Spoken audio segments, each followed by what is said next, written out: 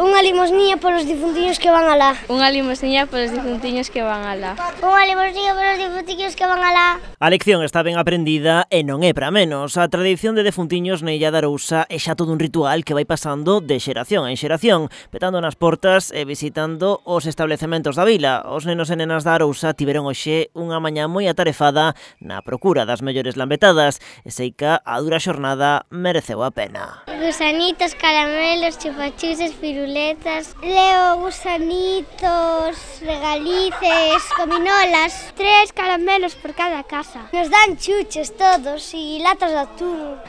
Bolsas de caramelos, gusanitos e chucherías. Caramelos, cartos, de todo.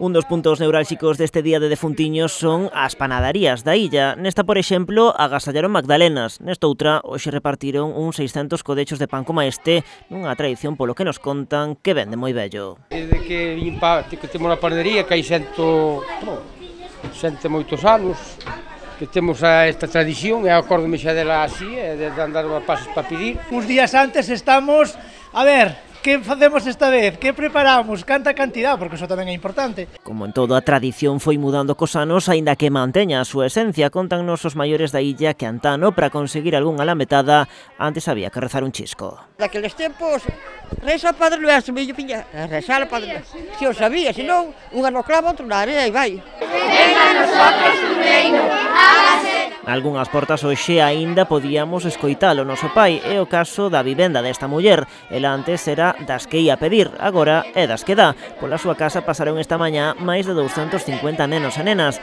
Hoxe lembraba para nós como era de Funtiños na súa infancia. Pois mira, cando eu era nena iba a pedir e dábame patatas, espigas, castañas algunhas podridas. Había un señor que lle tiñamos moita rabia, que íbamos e dicíanos: as castañas veñen no vapor das 12. E nos esperábamos hasta as 12. E viñan ás 12 e dicía: agora xa non é hora de pedir. Unha tradición, como ven, que ven de lonxe e que ten aínda moito percorrido nas vindeiras xeracións da illa.